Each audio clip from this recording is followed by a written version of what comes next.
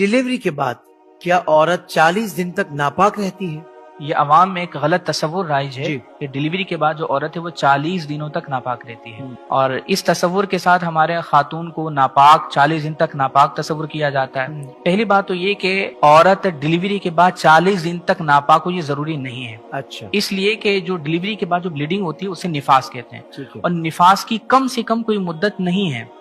इसका मतलब ये कि अगर एक दिन के बाद भी, अगर डिलीवरी के एक दिन के बाद भी अगर ब्लीडिंग बंद हो चुकी, उसके लिए हुक्म ये होता है कि गुस्ल करके वो नमाज रोजे वगैरह की अदायगी शुरू कर दे। सही।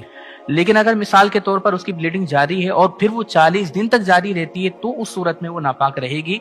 अलबत्ता ये कि अगर वो ब्लीडिंग उसकी जारी है तो उस सूरत में जब तक वो ब्लीडिंग है उस पर हुक्म निफास होगा, यानी नमाज वगैरह नहीं पढ़ सकती। इसी तरीके से कुरान को छूना, ये सारी चीजें उसके लिए ममनू हो जाती है। लेकिन 40 दिन तक औरत को इस वजह से नापाक कहना कि डिलीवरी के बाद 1.25 महीना पूरा करना होता है, ये तस्वुर गलत है। जब ब्लीडिंग हो रही है तो ये नापाक, इस पर हुक्म नापाकी होगी। लेकिन अगर ब्लीडिंग रुक चुकी है तो फिर हुक्म ये होगा कि वो पाकी हासिल करके गुस्ल वगैरह करके नमाज रोजे की अदायगी वो शुरू कर दे। सुभान अल्लाह, सुभान अल्लाह।